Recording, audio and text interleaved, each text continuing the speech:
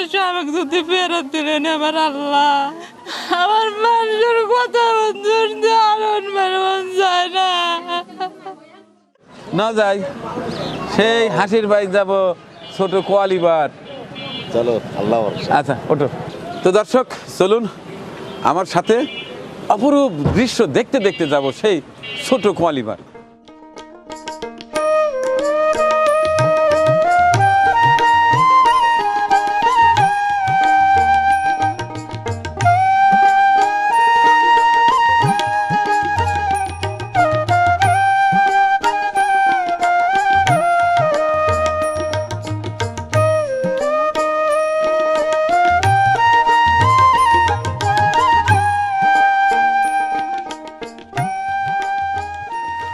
আল্লাহ আল্লাহ আল্লাহ,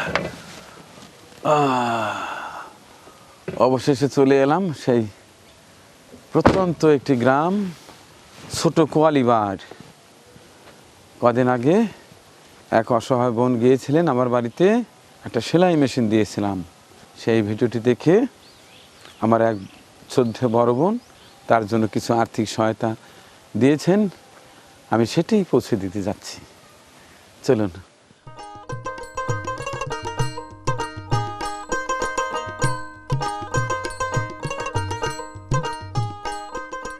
এইটা হাসির বাড়ি?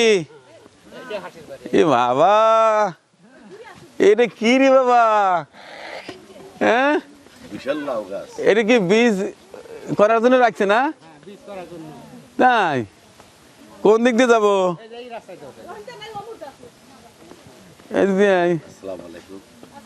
ওয়ালাইকুম আসসালাম। হাসি, কেমন আছো?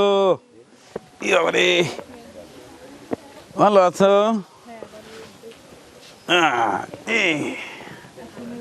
আমার মাথায় সমস্যা তো বাবা রে। তোমার আঙ্গিনা কোনটা? এইটা? আচ্ছা আচ্ছা, এইটা তোমার পাখির ঘর? আচ্ছা, এইটা তোমার টয়লেট, বাথরুম? এটা মুরগির ঘর?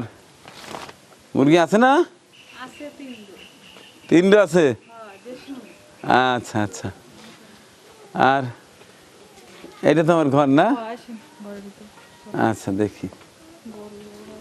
এই বাবা, এই বাবা, না ঘরটা সুন্দর আছে। আচ্ছা, এই সেই সেলাই মেশিন না? আচ্ছা, হ্যাঁ, টুকটুক করে কাজ হচ্ছে। তা যেহেতু সুতো লাগানো আছে, বুঝলাম আপনি কাজ করছেন। খেতা সেলাই করেন? এই মেশিনতে খেতা সেলাই করা যায়?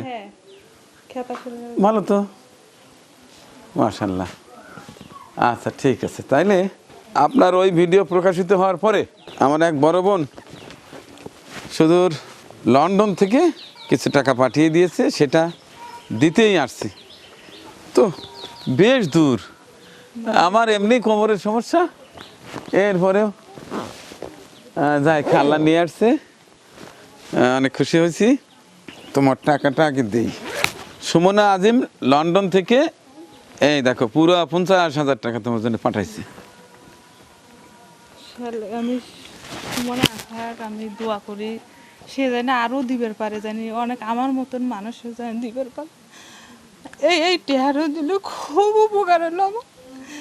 এমন সময় হয়েছে আমার নুন কেনার টেহাও হয় না, আমার ডিম কেনার টেহাও হয় না, আমার ধরো চাল বাবা বড় মাছ এনে দিও, আমি এখন কয়েছে আমার তোমার আব্বা নাই, আমি পরে কাপড় যখন পারো, তোমরা যখন বড় হবে এখন বড় মাছ এনে দেবো, এখন খাও। আমি বড় হলে তোমার খাওয়াবো, তুমি এখন আমার খাওয়াতে চাও।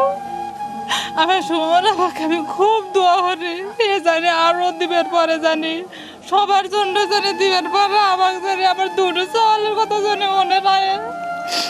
আমার দুটো চাল এই টেয়াটা দিল খুব উপকার হইলো। আমার এখন ডিম কেনার টেয়া হয় না, আমার কত সময় আমার দুটো চাল আমি 2 পাশে দিয়ে প্রতিদিন কাঁদে রেখে আমার স্বামী যদি ফেরত দিলেন এবার আল্লাহ, আমার মানুষের কথা রাখে বলতেছে, আমার মানুষের কথা শুনতে আরন মন যায় না।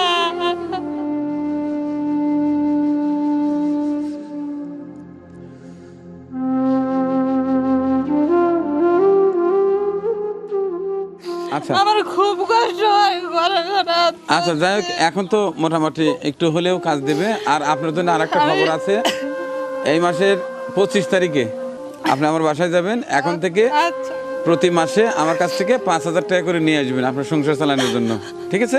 আচ্ছা আমার খুব উপকার আনলেন। দোয়া করবেন। ওই আবার আমি দোয়া করে হাত দাস করো আর সন্তান স্বামী সবাই জানে হাত দাস করে আল্লাহ 11 দিবেন না। আপনাকে আমি করি, আপনি হাত দাস করো, আপনার সবার জানে হাত দাস করো। আচ্ছা ঠিক আছে, আমার খুব উপকার হলেন, আমি খুব খুশি হন। আমার দুটো সালে আমি যাওয়ার পারবো, আমার মানুষের কথাও না লাগে। আচ্ছা ঠিক আছে, আমার সুমনা আপার জন্য দোয়া করেন। আর চলতি মাস থেকেই অর্থাৎ মাসের 25 তারিখে আমার বাড়িতে যাবেন সকাল 9টার মধ্যে। আপনার জন্য প্রতি মাসে কিছু টাকা ব্যবস্থা করা হয়েছে, ওটা জানিয়েছে না? আচ্ছা তো আপা আপনার দেয়া পুরো 50,000 টাকা আমি নিজে এসে তার হাতে তুলে দিলাম। হাসি আবেগে অনেক কথাই বলে ফেললেন, অনেক কথা বলতেও পারলেন না।